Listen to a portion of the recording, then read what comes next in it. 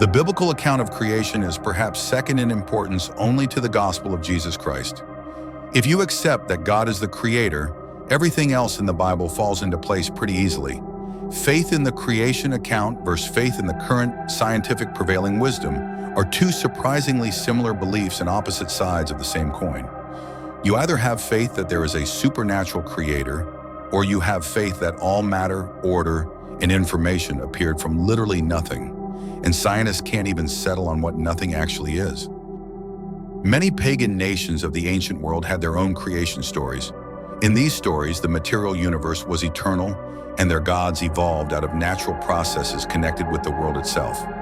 But Genesis declares that God existed before creation, and God is in full control of the physical universe. He called the world into being by His word.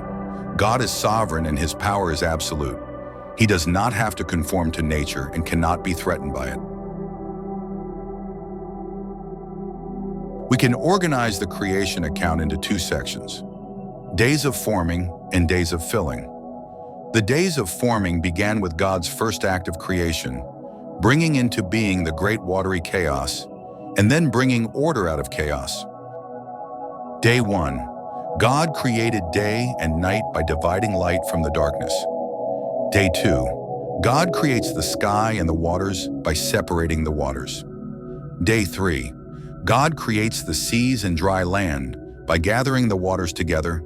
Then He makes vegetation to grow on the land. This set the stage for days of filling and creation of plant and animal life. After creation is formed, God moves in orderly fashion to the days of filling. On day 4, God creates the sun, moon, and stars to fill the day and the night. Day 5, God creates birds to fill the skies and fish to fill the seas. Day 6, God creates animals and humans to fill the land. And on day 7, God rests and blesses the seventh day, making it holy. We commemorate this day every week. It's called the Sabbath. The next chapter of Genesis zooms in on day 6 of the creation account, Adam and Eve in the Garden of Eden, and that will be the focus of our next episode.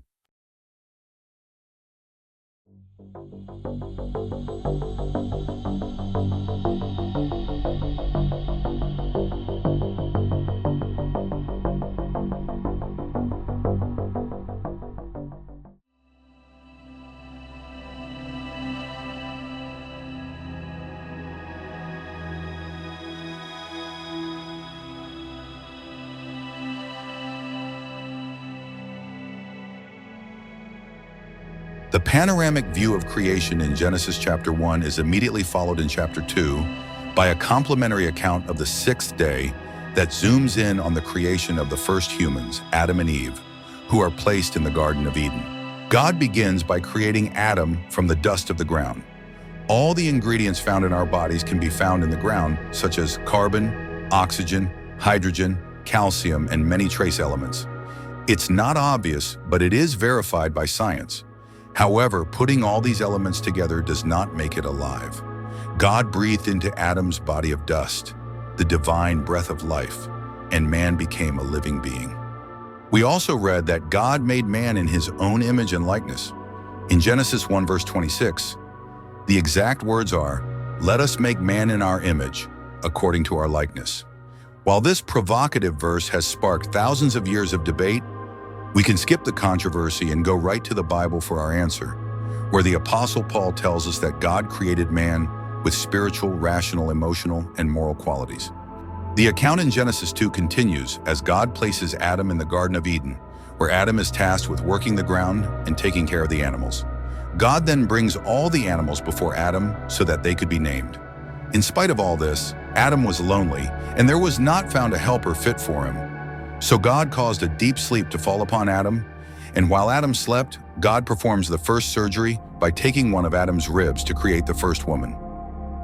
God made Eve as a, quote, helper comparable to Adam, created out of Adam's ribs, so they were, quote, one flesh.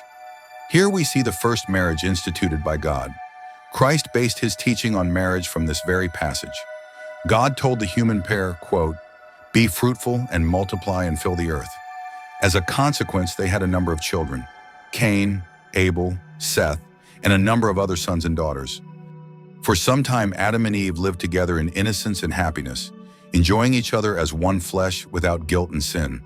However, we'll soon see in the next chapter, this bliss would not last forever. We're about to be introduced to the most infamous character in all of creation. The scourge of mankind, Satan himself, will tempt Eve with the very knowledge of the gods themselves.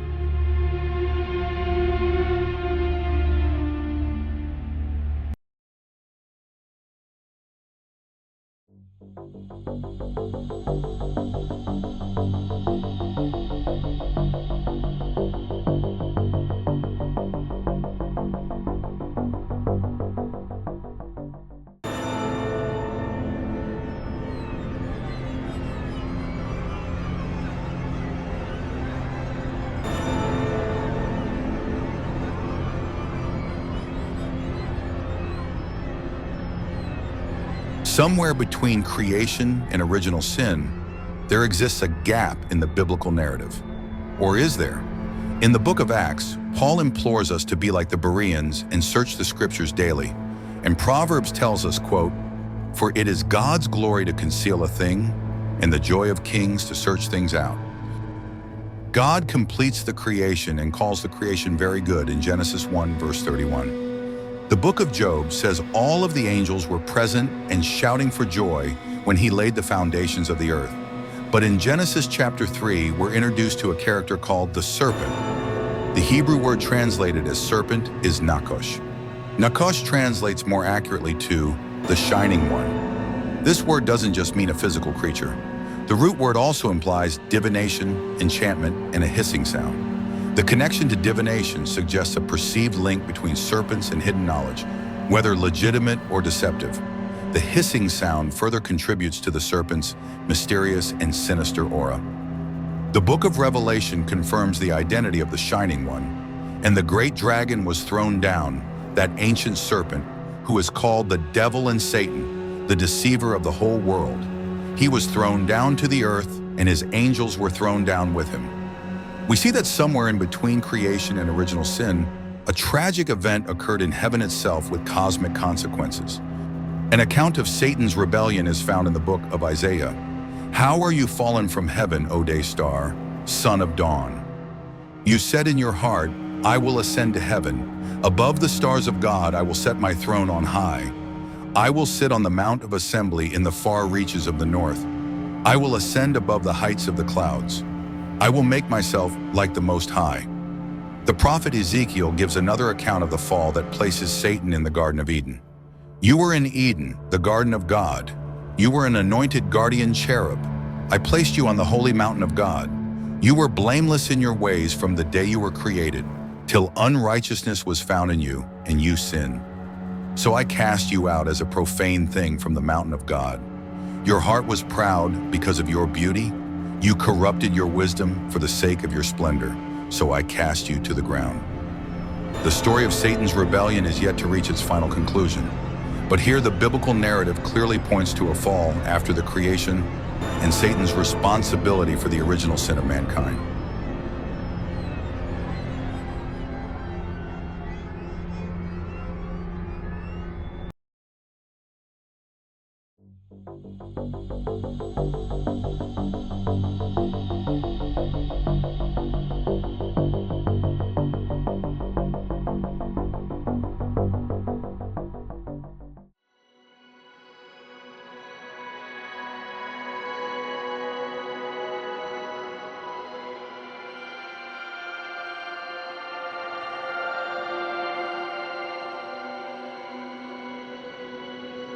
The first two chapters of Genesis portray a picture of the world that is, quote, very good. God put the first man and woman in the Garden of Eden, a place where they cared for God's creation, and God cared for them. Both Adam and Eve had been living together in innocence and happiness, enjoying a shameless married lifestyle as one flesh without guilt and sin. Stop for a moment and consider the world as it is today. It's easy to see that many things are not the way they should be. If everything was once so good, how did it go so wrong? We're about to answer this question. First, we'll have to flash back to day 6 of the creation. In Genesis chapter 2, verse 15, we read about the mysterious tree of knowledge of good and evil. And the Lord God commanded the man, saying, "You may surely eat of every tree of the garden, but of the tree of the knowledge of good and evil you shall not eat, for in the day that you eat of it you shall surely die." With the stage set, our main villain enters the story in Genesis chapter 3, Satan. God had issued one restriction to the human couple, not to eat of this forbidden fruit, but Satan engages in a skillfully deceptive dialogue with Eve that results in Eve not being satisfied with their role in creation. Now, having fallen into the temptation of wanting to be like gods, Eve eats the forbidden fruit. In spite of Eve's fateful decision, Adam chooses to join her in sin. Adam knowingly chooses to share Eve's destiny with her and eats the fruit as well. This rebellion has cosmic consequences. Sin and death enter the world, opposing God's blessing on his creation. As image bearers of God, Adam and Eve had a choice: trust in the goodness of their Creator or go their own way, rebelling against the kind of life God had given them. Shame, followed by hiding from God, was their immediate response. The man and woman had known only the goodness of God. In rebellion against their Maker, they came to know evil as well. They tried to hide from God, but it was no use. Sinful choices have consequences. The first couple, and all humanity thereafter, was banished from the Garden of Eden. Sinfulness, corruption, pain, and death entered the world. The world was no longer the way it should be, and the life on earth as we currently know it began.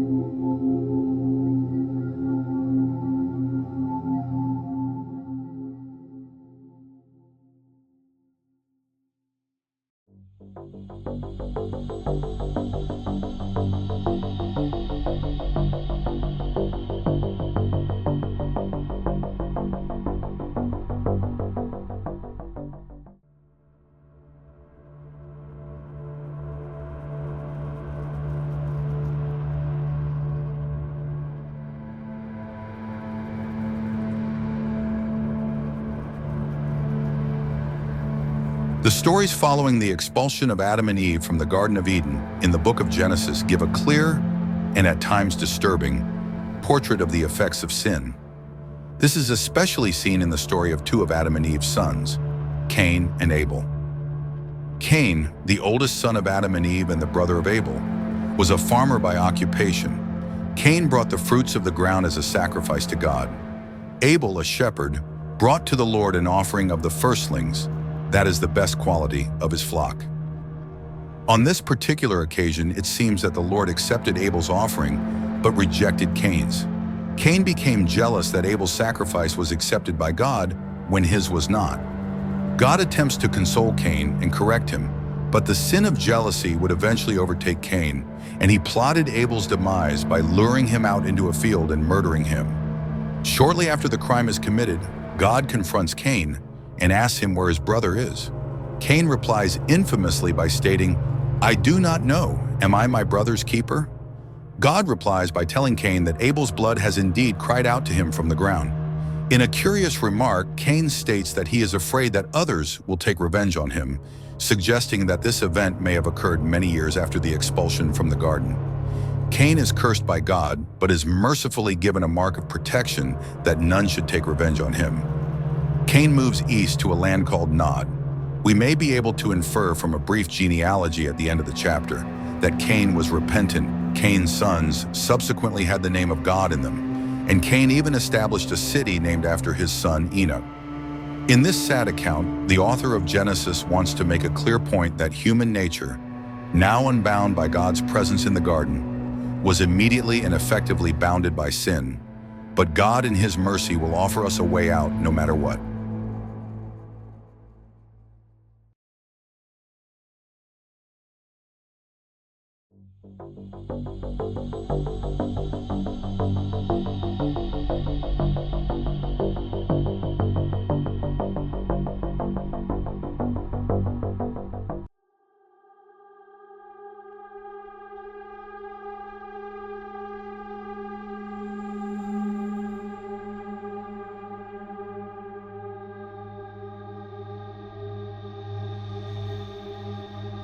We find a brief account in Genesis chapter 6 that is easily one of the most enigmatic entries in all the Bible. The Nephilim were on the earth in those days, and also afterward, when the sons of God came into the daughters of man, and they bore children unto them. These were the mighty men who were of old, the men of renown. So who were the Nephilim? For a clue, we'll have to see who the sons of God are. The term sons of God in Hebrew is Bnei Ha-Elohim, meaning a direct creation of God. We call them angels. The term Nephilim is often translated as giants, and although they were giants, the true meaning is the fallen ones. This comes from the root word nephil, which means to fall or to be cast down. These men of renown, or Nephilim, would become infamous throughout the world. From the Greek Titans to the Hindu heroes of the Mahabharata, every ancient culture wrote stories about them. The book of Jude describes the fate of the angels that sinned by leaving their first habitation and pursuing unnatural fornication. While the book of 2 Peter also provides a link to these angels that sinned with the days of Noah. God did not spare angels when they sinned, but cast them into hell and committed them to chains of gloomy darkness to be kept until the judgment.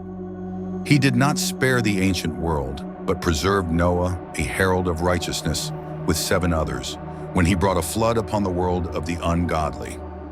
Before this turns into an episode of Ancient Aliens and we ask who built the ancient monuments, a question we probably should be asking at this point, we can be confident in the biblical account and what it tells us. Strange as it may sound, at some point in prehistory, a group of fallen angels rebelled against God.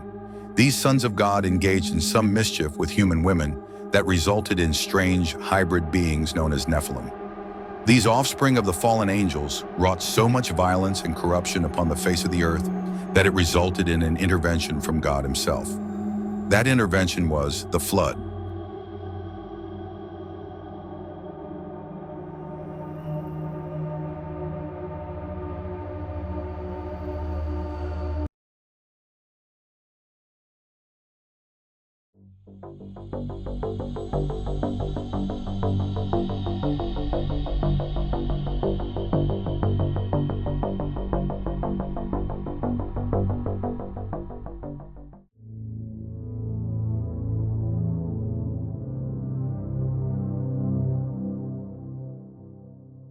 At this point in the biblical story, nearly 17 centuries have passed since Adam and Eve, and the human race has increased rapidly, but so did evil, corruption, and violence. The Creator who had given life in the first chapters of Genesis, here in chapter 6, concludes that the wickedness of humanity was so great that he would take away all the life he had made on the face of the earth. The means of destruction would be a worldwide flood. Yet there was one man who had found favor with God, Noah. Noah was a righteous and blameless person who was perfect in his generations and walked with God. God chose to save Noah and his family from his wrath against evil in the world. Noah's task was preserving all species of land animals and birds by taking them aboard a massive barge to survive the deluge. And by faith, Noah did exactly as God instructed and built the ark. The dimensions of the ark were 450 feet long, 75 feet wide, and 45 feet high. The ark had a deck area of 96,000 square feet, spread over 3 massive levels. The barge was coated with pitch inside and out to ensure watertightness and preservation. The displacement or capacity of a vessel of these dimensions has been estimated at 40,300 tons. This makes the ark comparable in size to the HMS Titanic. And finally, the ark featured a single door on its side to collect its precious cargo. The raging waters kept rising for 40 days, and the ark floated high above the hills and mountains. When the waters finally stopped rising, Noah, his family, and the many pairs of animals faced a long wait for the waters to go down. After nearly a year since the flood began, the ark came to rest on the mountains of Ararat in modern-day Turkey. Noah released a number of birds to determine whether or not the waters were low enough to leave the ark. When a dove returned with an olive branch, he knew the time was near. A week later, when the same dove left and didn't return, Noah knew this was the news he'd been waiting for. Finally, after 370 days in the ark, the waters had receded, and Noah and his family and all the animals exited the ark. God made an everlasting covenant with Noah and all living creatures. He declared that never again would he destroy the earth in a flood. The rainbow in the sky would be the sign of the covenant, a reminder that God will keep his promise.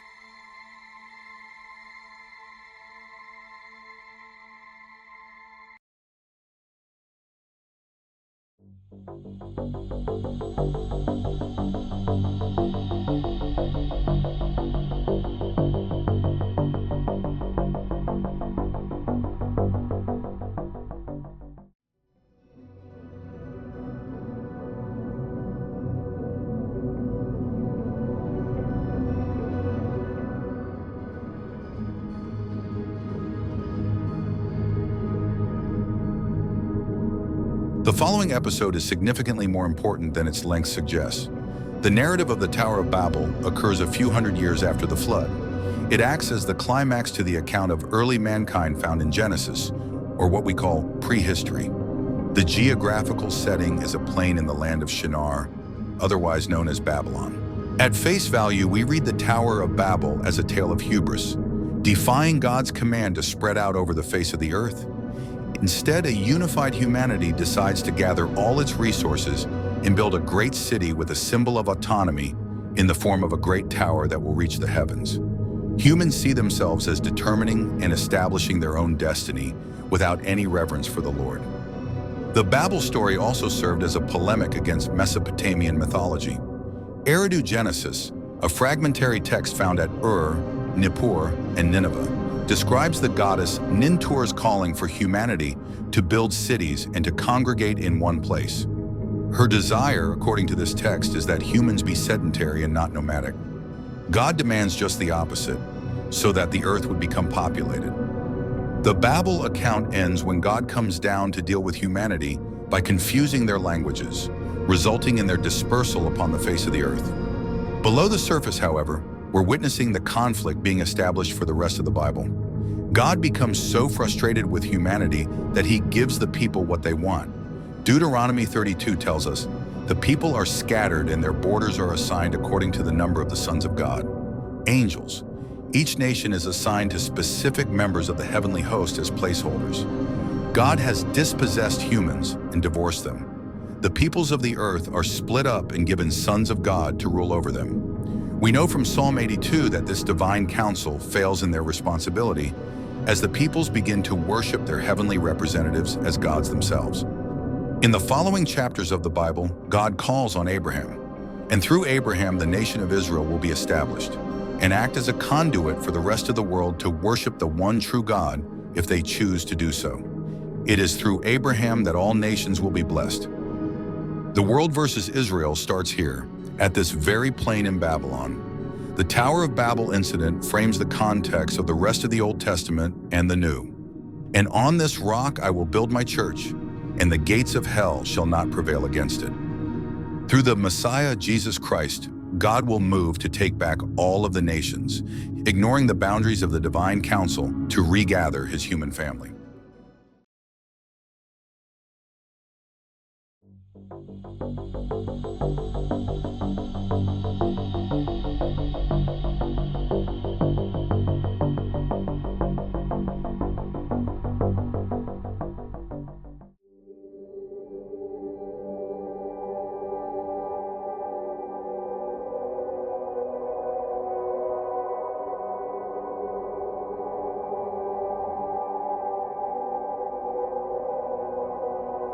Three centuries after the Tower of Babel debacle, God's borders and the Table of Nations have been established.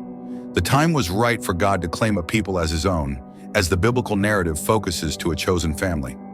The prehistory epic of the book of Genesis ends with the call of Abraham and the establishment of the Abrahamic covenant. Abraham and his wife Sarah were originally from a thriving commercial center known as Ur in Mesopotamia. It was also a city teeming with the worship of false gods. Genesis picks up Abraham's story as Abraham's father, Terah, moves the nomadic shepherd clan from Ur to Haran in Upper Mesopotamia, another major city of commerce. After Terah's passing, God calls the 75-year-old Abraham to migrate from Haran to the land of Canaan. God assured Abraham with a covenant that God would bless him and his family. The covenant included these promises. Abraham and Sarah would have a son. All nations would be blessed through Abraham's descendants, and land that God would show Abraham would belong to his descendants. And Abraham's descendants would be as numerous as the stars in the sky and the sand on the seashore. By faith, Abraham and his family, including his nephew Lot, left a thriving pagan city and followed God into a new and strange land. Abraham moved south along the trade routes from Haran through Shechem and Bethel in the land of Canaan. Canaan was populated by the warlike Canaanites at the time. Despite the seemingly difficult circumstances in a hostile territory, Abraham acted on faith and trusted in God and his promises. But as Abraham settled and began to thrive in Canaan, there was a problem, at least from a human point of view. Abraham and Sarah were old and childless. How could they have a multitude of descendants, let alone even one descendant? God was promising them the impossible. Or was he?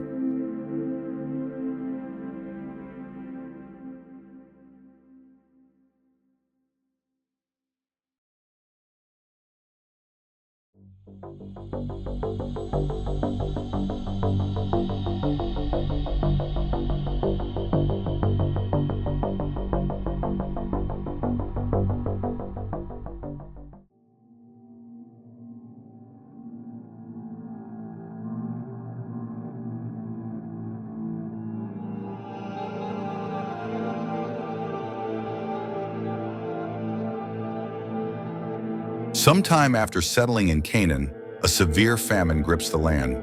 So Abraham's family moved to Egypt for a short time. During this trip, Abraham introduced his wife Sarah as his sister to the Egyptians, rather than as his wife in order to avoid trouble. Pharaoh, the Egyptian leader, then took Sarah as his wife. It was only because the Lord plagued Pharaoh and his house with great plagues because of Sarah, Abraham's wife, that Sarah was returned to Abraham. Abraham is given bounty by the Pharaoh for all his troubles, and the family then returns from Egypt with Abraham's nephew Lot. Now at this time, both Lot and Abraham had large herds of cattle, and their herdsmen quarreled over their pasture lands. At Abraham's suggestion, the two decided to separate. Abraham gave Lot his choice of land. Lot chose the more fertile, well-watered site, the Jordan River Valley, as opposed to the rocky hill country, failing to take into account the character of the Canaanite inhabitants. It's after Lot settles in Sodom that 5 Canaanite cities rebelled against their 4 Mesopotamian overlords. To quell the Canaanite uprising, 4 Mesopotamian kings led by Chedorlaomer launch a campaign to reassert their control over the region. The campaign culminated in a battle in the Siddim Valley, and Abraham's nephew Lot, who was living in Sodom, was captured and carried off by the Mesopotamian forces. Abraham headed a strong military force by this time, as he is called, Abram the Hebrew, the first mention of the term Hebrew in the Bible. When Abraham was informed of Lot's capture, Abraham and over 300 of his men pursued the 4 kings to the city of Dan, where they launched a nighttime attack and recaptured Lot. Abraham's army subsequently repels Chedorlaomer's forces, and they flee north of Damascus. Abraham is greeted by a mysterious character named Melchizedek of Salem and given a hero's welcome. The king of Sodom then offers Abraham a deal, but rather than keep his rightful spoils of victory, Abraham returns all the goods plundered by the invaders. Abraham's rejection of the offer made by the king of Sodom powerfully affirms that he is depending on God and not on human kings or their gifts in order to become a great nation and acquire a great name. Abraham and Lot again go their separate ways. Lot returns to Sodom and sets the stage for one of the most infamous stories in the entire Bible.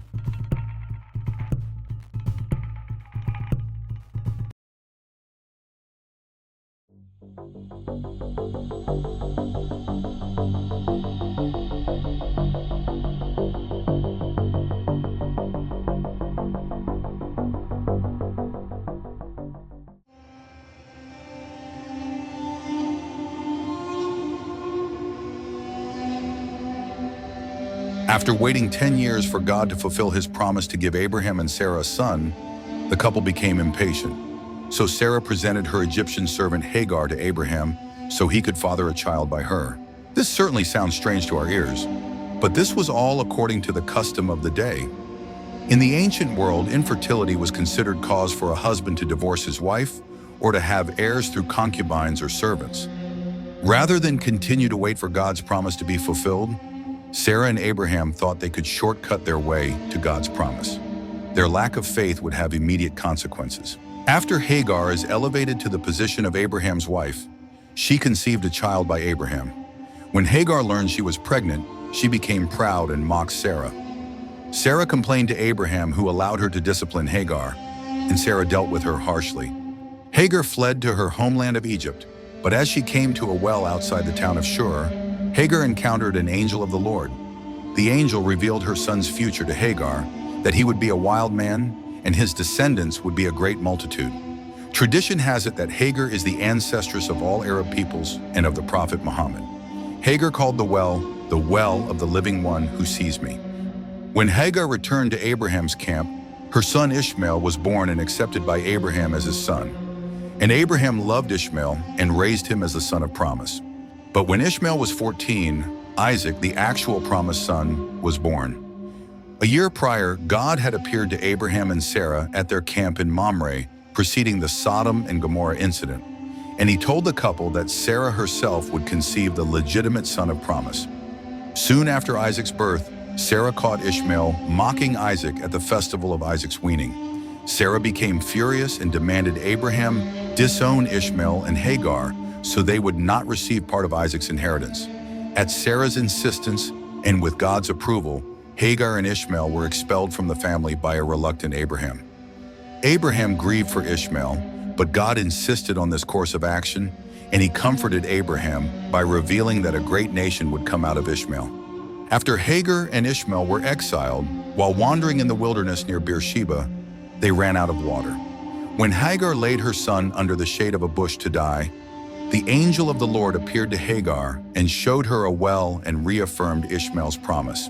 This is a beautiful picture of God's concern for the outcast and the helpless, an assurance that he is a God who keeps his promises.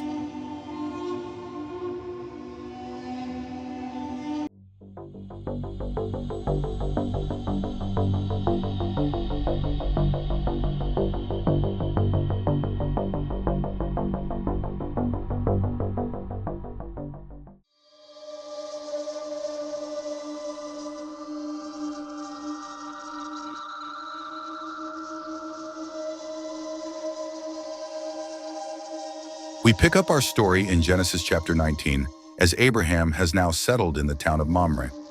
After a brief but fascinating encounter in Genesis 18, where we witness Abraham haggling with God himself, we learn the city of Sodom and the entire surrounding area has become so evil that it's been fated for complete annihilation. But Abraham is very concerned upon learning this news, and he reminds God that his righteous nephew Lot is among Sodom's inhabitants. Abraham's persistent negotiating tactics resulted in God's agreement to spare Lot from impending destruction. God will delay the destruction until his angelic companions extract Lot and his family from the city. The two angels receive their orders and embark for Sodom to carry out their rescue mission. Upon their arrival at Sodom, the angels meet Lot at the gate of the city. Evidently, Lot is not just residing in Sodom. Lot has become a city official there. Like Abraham, Lot greets the two men by bowing before them and offering them hospitality. Since it's now late in the evening, Lot invites them to spend the night in his house. To further illustrate Lot's righteousness, the narrator describes Lot's preparing a hasty meal for the late-night visitors. The language in the Bible is too graphic for this platform, but it's quickly illustrated how Sodom has doomed itself to be destroyed when every man in Sodom descends on Lot's home to violate the two visitors. Commendably attempting to subdue the chaos at his doorstep, Lot resorts to questionable methods to protect his angelic guests. Lot actually offers his own daughters to the mob in the angel's stead, but that only further enrages the unsavory men who are now attempting to force their way into Lot's home. With the crowd's hostility now directed at Lot, the angelic visitors step in and strike the mob blind. The angelic visitors, now having revealed their true nature to the city, forcibly extract Lot and his family from the city. As our protagonists rapidly flee the city, Lot is told to literally run for the hills, but is permitted to retreat to the nearby city of Zoar. In spite of the fact Zoar is geographically centered among the 4 cities slated for divine destruction, Lot and his daughters take refuge in a cave there as fire begins to rain from the heavens. Unfortunately, we learn Lot's wife disregards the angel's instructions, and she's caught up in the destruction when she lingers behind to watch the apocalyptic scene. To this day, Zoar is all that remains in the valley. The other 4 cities surrounding Lot's refuge are ash heaps buried under the rubble of time, a striking reminder of God's justice and His mercy.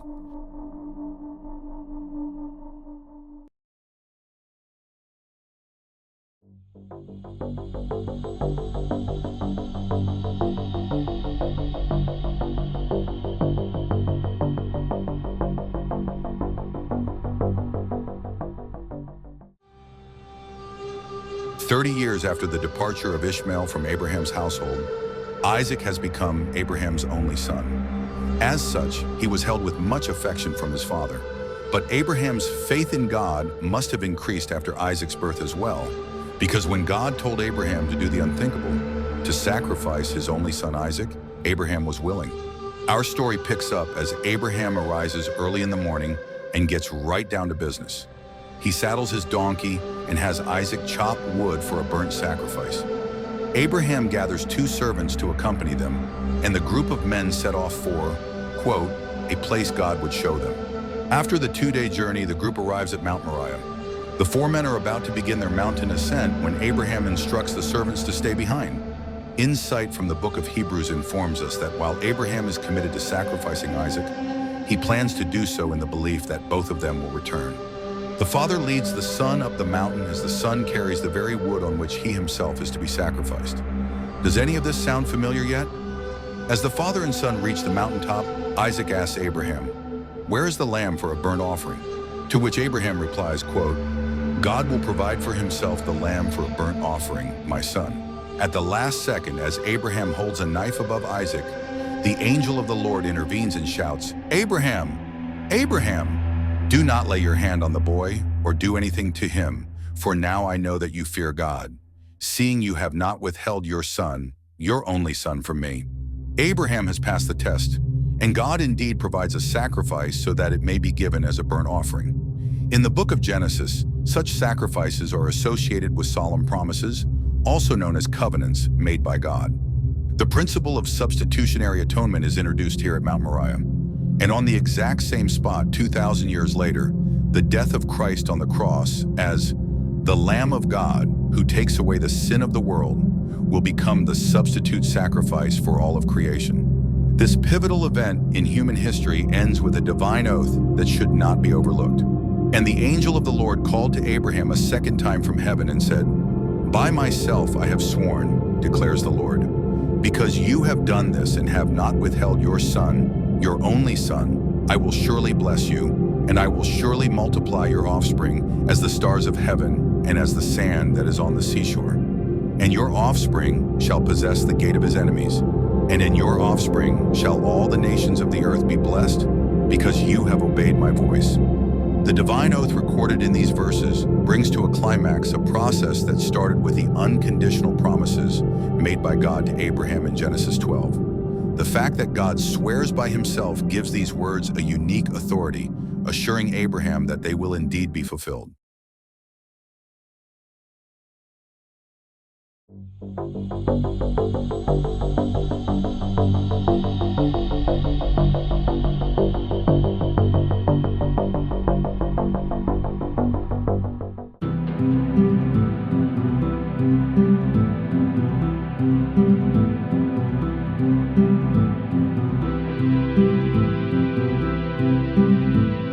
Our story begins in Genesis 24, when Abraham, advanced in age, instructs his chief servant to go to Mesopotamia and seek a bride for Isaac.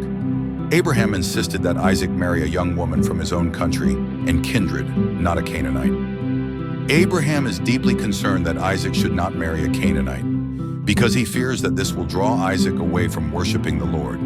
From Genesis chapter 9 onward, the Canaanites are frequently portrayed as being wicked. Abraham entrusts the important task of finding a wife for Isaac to his most reliable servant, the oldest of his household, who had charge of all that he had. After traveling over 400 miles, Abraham's servant arrived at Padan Aram. He brought his caravan to a well outside the city, and having faith in the Lord like his master Abraham, he prays at the well and asked the Lord for a sign that would let him know which young woman was to be Isaac's bride. We see God swiftly grants this request when a beautiful young woman came to the well carrying her water pitcher. She not only gave the servant a drink of water from her pitcher, but she also offered to draw water for his camels. These actions were the signs for which the servant had prayed, and he knew that this woman, Rebekah, was the young woman whom the Lord God has chosen for Isaac. When Abraham's servant asked Rebekah her name and the name of her family, he learned that she was the granddaughter of Nahor, Abraham's brother, and therefore was the grandniece of Abraham. Abraham's servant gives a lengthy speech informing Rebekah and her family of the nature of his mission and ensuring Rebekah's family that she will be well cared for. The servant then bestows gifts on the family to confirm his master's great wealth. Rebekah's father Bethuel and brother Laban acknowledge the divine providence of the situation and are convinced Rebekah should be Isaac's wife. With her family's blessing now behind her, Rebekah chooses to go to Canaan and indeed become Isaac's wife. One of the longest narrative episodes in the Bible concludes when Rebekah arrives at Abraham's homestead, and providentially, Isaac is the first person to meet her. The two become married and set the stage for our next chapter in the story of the patriarchs, as Rebekah eventually gives birth to twins, Esau and Jacob.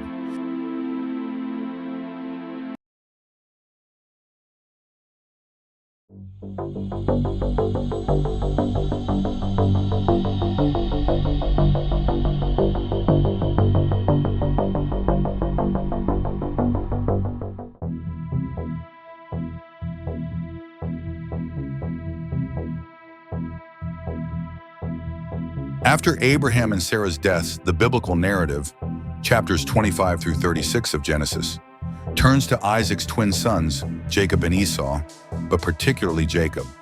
Like Sarah, Isaac's wife Rebekah was also barren, but the Lord responds to Isaac's prayer and Rebekah conceived the troublesome twins. The account of their birth is prophetically significant, and their names will signal further developments in the story. At birth, Jacob was given his name, translated as he grasps at the heel, an ancient Hebrew expression that means he deceives, and Esau's name meant red, hairy, or rough. The brothers' enmity began in the womb and would persist between the two men for decades. And through their offspring, the conflict continues to touch every corner of the globe to this very day. But that will be a topic for another time. The contrast between Esau and Jacob is also reflected in their personalities. The manlier, outdoor-oriented hunter Esau is loved by his father Abraham, who had a, quote, taste for wild game, whereas the quieter, domesticated nature of Jacob makes him his mother's favorite. Although they were twins, it's important to point out that Esau was considered the oldest son because he was born first. By Old Testament custom, he would have inherited most of his father's property and the right to succeed him as the family patriarch. But in a foolish, impulsive moment, he sold his birthright to Jacob in exchange for a bowl of soup. This determined that Jacob would carry on the family name in a direct line of descent from Abraham and Isaac, his father and grandfather. The loss of Esau's rights as a firstborn is further revealed in Genesis 27. The narrator states that Rebekah instigates and coordinates a subsequent deception undertaken by Jacob. This mitigates but does not remove Jacob's guilt in deceiving his father. Jacob deceives his elderly blind father by impersonating Esau. Jacob achieves this by wearing Esau's cloak and covering himself with goat skins in order to receive his father's highest blessing. Apparently, Esau was a very hairy dude. The stunt actually pays off, and Esau was therefore the recipient of a lesser blessing. Esau was so enraged by Jacob's actions that he determined to kill him once his father died. While Esau in many ways was more honest and dependable than his scheming brother Jacob, Esau sinned greatly by treating his birthright so casually that he sold it for a meal. To the ancient Hebrews, one's birthright represented a high spiritual value. But Esau did not have faith and far-sightedness to accept his privileges and responsibilities. Thus, the right passed to his younger brother.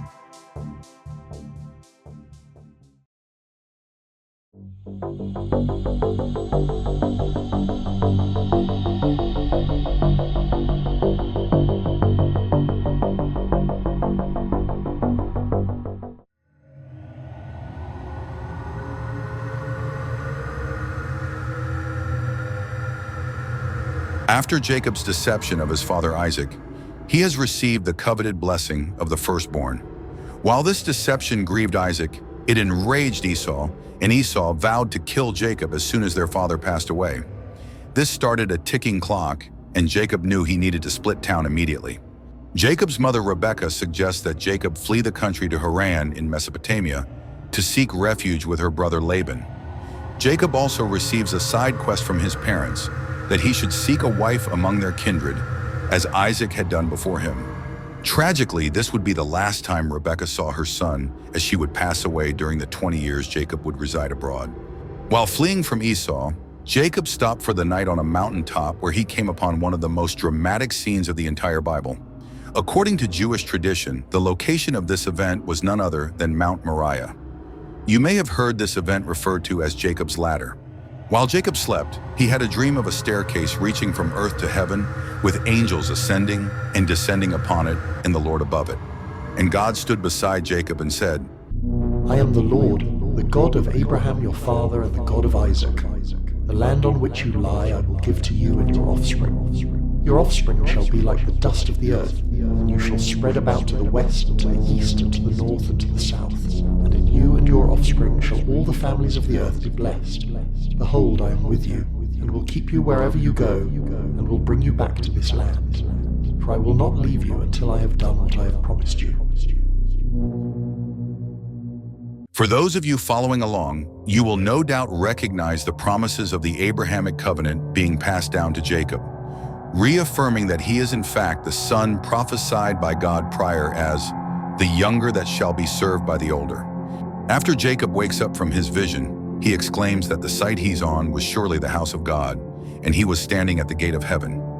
Jacob dedicated the site as a place of worship, erecting a pillar there and consecrating it with oil. He called the place Beth-El. Jacob packs up camp at the interdimensional gateway and continued on his 550-mile journey. He finally arrives in northwestern Mesopotamia, where he comes upon a group of shepherds and asks them if they know his uncle Laban.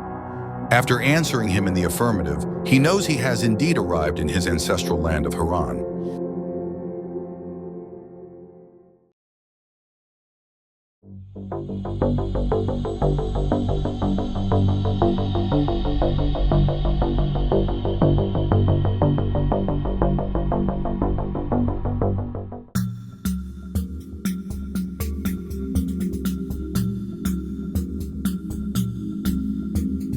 After arriving in Padanaram, our story picks up as Rachel, an attractive shepherdess, arrives on the scene with her flock of sheep. We're no doubt reminded of the similar tale where Jacob's own mother, Rebekah, helped his father's servant by watering his camels. Here, Jacob helps Rachel draw water for her sheep by removing a large stone from the well. After this feat of strength, Jacob converses with Rachel and learns she's a kinsman of his mother's family and is in fact Laban's daughter. Fortuitously, Laban is the very man he has traveled all this way to seek refuge with. With his side quest to find a wife in view, Jacob asks Laban for his daughter Rachel's hand in marriage.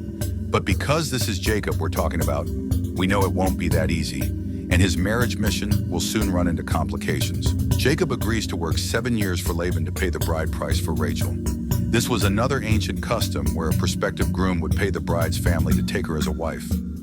On the night of the wedding, Jacob consummates his marriage, but when he wakes up next to Rachel's sister Leah, Jacob knows that he, the deceiver and cheat, has been deceived. According to Laban, it is not so done in our country to give the younger before the firstborn. Jacob honors the marriage with Leah and signs a contract with Laban to work another 7 years for Rachel. Laban honors this agreement, and after finally marrying Rachel, the one whom he loved, the story takes another wild turn as the two sister wives engage in a childbearing battle. Not to be outdone by the other, the sisters enlist their maidservants to pad their numbers. The final tally by the end of the episode is 12 sons and 1 daughter. And after 14 years of service to Laban, Jacob finally makes arrangements to head back to Canaan, to the land God promised him. But not before Jacob engages in a diabolical sheep breeding scheme where he hustles Laban out of the best animals in his flock. You can read more about these shenanigans in Genesis chapters 30 through 31. After making peace with Laban, Jacob's clan and their newly acquired wealth make way for their new home. But he must deal with even more unfinished business and reconcile with his brother Esau. It's been 20 years since Esau vowed to kill Jacob, and they parted ways.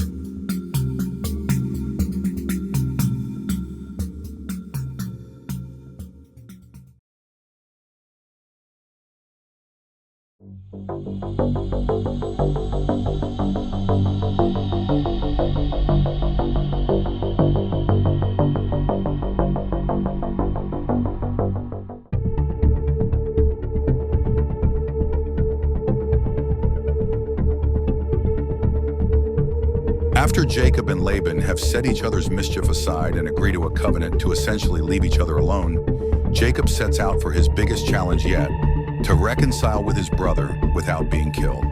The reports Jacob receives regarding Esau aren't very promising.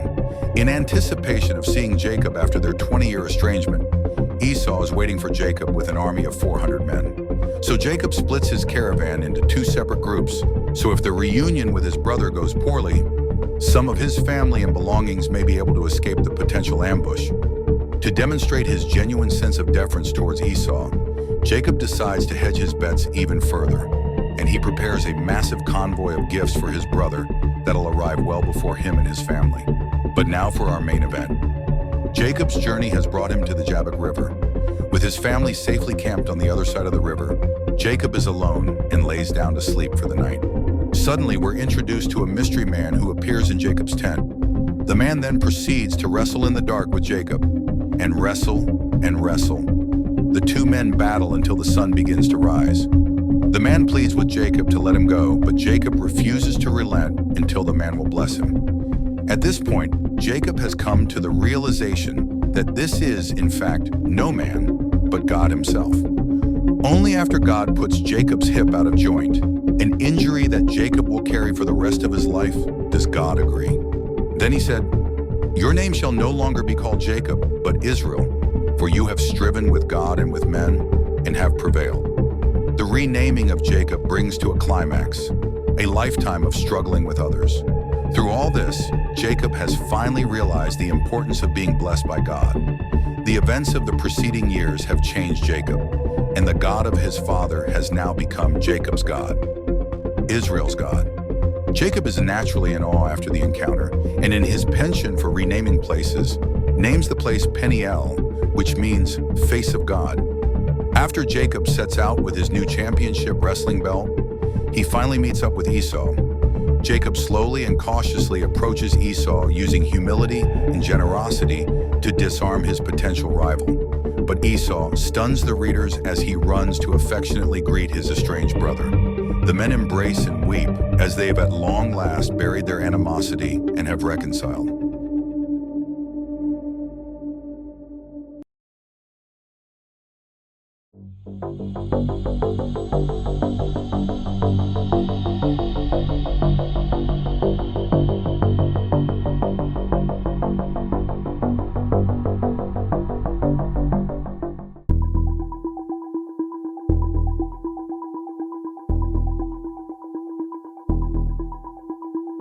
Against the backdrop of Jacob's very flawed family, Joseph's inspirational story stands out.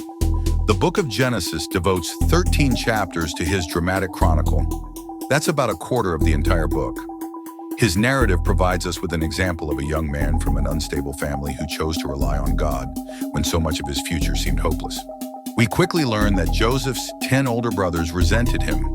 As the biological son of Rachel, the wife Jacob loved most, Joseph was his father's favorite son. This is most clearly shown by the special coat that Jacob gave to Joseph. This favoritism eventually brought serious trouble for the whole family. And if their father's favoritism wasn't reason enough, God gave Joseph special dreams. Dreams in which Joseph unwisely relayed to his brothers. His brothers understood Joseph's dreams to mean that one day they would all bow down to him, their little brother. Joseph's brothers were determined to make sure that would never happen. And it's not much of a surprise to the reader that his mischievous siblings began plotting to kill him. Joseph's brothers were shepherds in the land of Canaan. One day, Jacob sent Joseph to search for his brothers who were tending the flocks in the fields. After traveling about 20 miles from Shechem to Dothan, Joseph found them. But Joseph finds himself isolated and vulnerable, so his brothers seized upon the chance to kill him. After the brothers argue amongst themselves on how to commit the deed, only Joseph's brother Reuben voices any opposition to actual fratricide. Unable to make an immediate plan, the brothers throw Joseph into a pit and subsequently sit down for a meal while they attempt to reach an agreement. As a caravan of merchants is traveling nearby, Judah convinces the brothers to sell Joseph to them. The brothers conspire to hide their wicked deed from their father Jacob by taking Joseph's coat and dipping it in goat's blood. Armed with a story that Joseph had been killed by an animal, they confronted their father with their forged evidence in hand. When Jacob sees the coat, he rends his own clothes and grieved inconsolably. Jacob was convinced that his beloved son, Joseph, had been killed.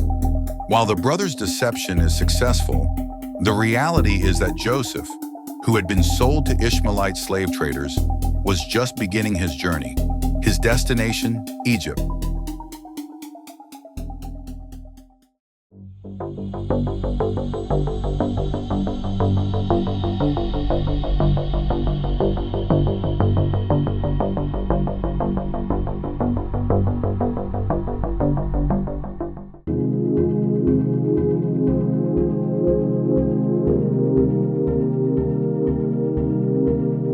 After a brief interlude in Genesis chapter 38, a particularly dark episode that we won't be able to cover on this platform, the biblical narrative focuses back on Joseph in chapter 39. Joseph has arrived in Egypt, more specifically the house of Potiphar. The narrator gives us Potiphar's substantial credentials as he is an officer of Pharaoh, the captain of the guard. Although Joseph is in a foreign land, God is with him, so much so that Potiphar recognizes this because Joseph succeeds at everything he does.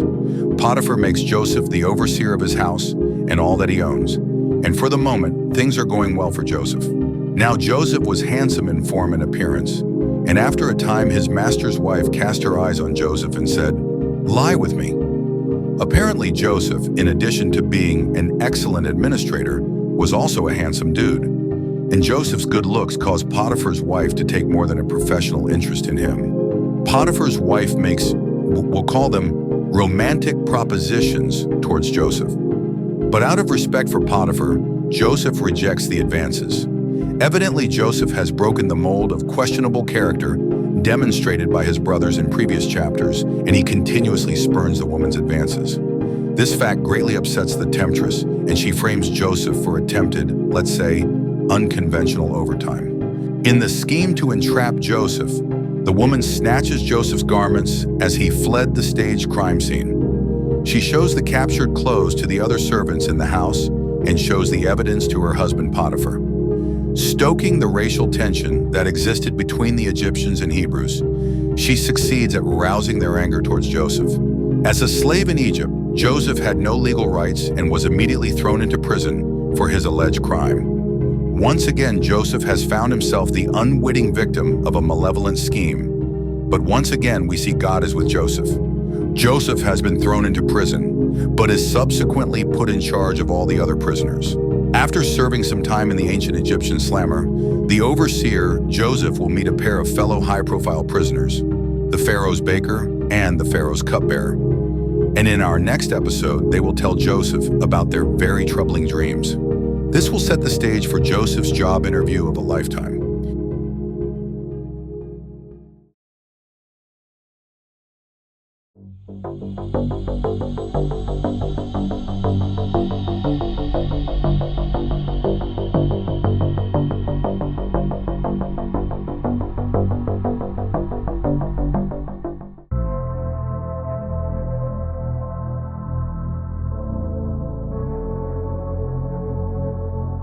Previously on Bible Stories 101, 2 senior royal attendants have just been imprisoned for offending Pharaoh. One morning, Joseph saw they'd been perplexed and asked what was troubling them. The baker and the cupbearer proceed to explain their dreams to Joseph.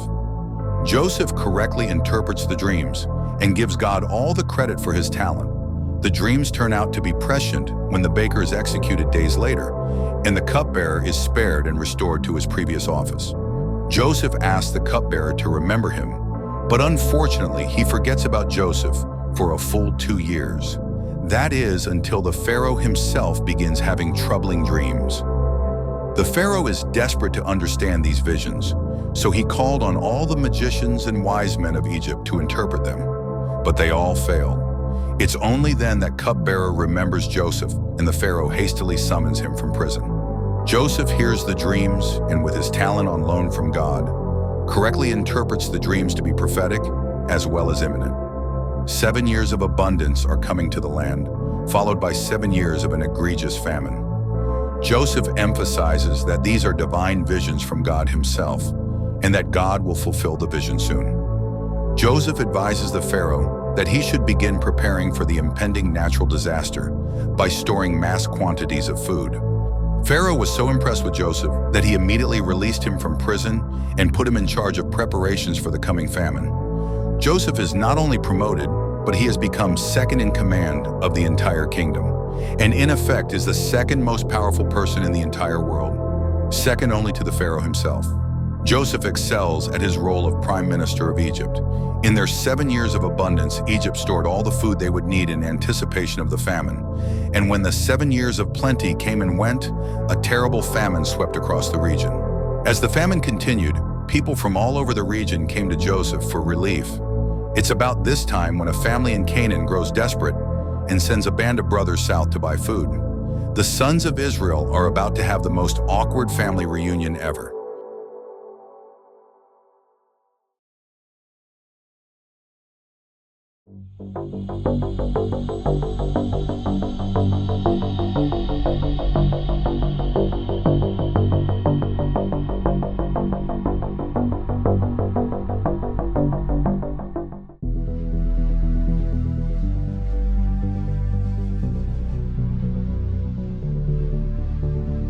Previously on Bible Stories 101, famine ravages the land and Egypt has prospered, as people from all the lands surrounding Egypt have come to buy food, filling the kingdom's coffers. Joseph, now known as Zaphenath-Paneah in Egypt, was happily married and enjoying all the comforts as prime minister of the world's most powerful nation. Life was good, but yet again, it was about to get complicated. Joseph's brothers had come to Egypt to buy grain. It had been many years since they sold him into slavery, so when they met Joseph, they did not recognize him. He did recognize them, however, and decided to test them to see if they had changed.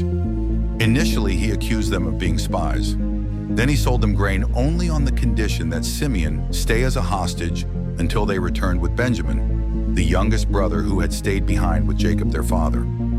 Upon returning to Canaan, the brothers told their father Jacob of their experiences. He vowed not to send Benjamin to Egypt, but the continuing famine forced him to change his mind. And on the next trip, Benjamin went with his brothers to Egypt. When they arrived, Joseph treated them royally, weeping openly at the sight of his youngest brother. Simeon was returned to them, and after purchasing grain, they started home. But on their way, they were stopped by one of Joseph's servants. He accuses them of stealing Joseph's silver cup, and the cup is found in Benjamin's bag, where Joseph had placed it. The brothers returned to face Joseph, who declared that Benjamin must stay in Egypt. At this point, Judah pleaded with Joseph, saying that it would break their father's heart if Benjamin didn't return home with them. Judah's offering to stay in Benjamin's place is one of the most moving passages in the Old Testament.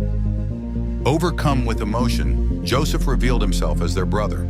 At first, the brothers were afraid that Joseph would take revenge against them, but were soon convinced of Joseph's genuine forgiveness. Judah's plea on Benjamin's behalf was evidence of the change that Joseph had hoped to find in his brothers. After being sent back to Canaan with gifts for their father, the brothers tell him of Joseph's invitation to return to Egypt as a family. So after Jacob receives assurance from God that they'll be safe there, the family accepts Joseph's invitation. Joseph's story arc ends with his choosing forgiveness over retribution. Facing trial after trial, Joseph always trusted God, and that God's plan would succeed in spite of human sinfulness.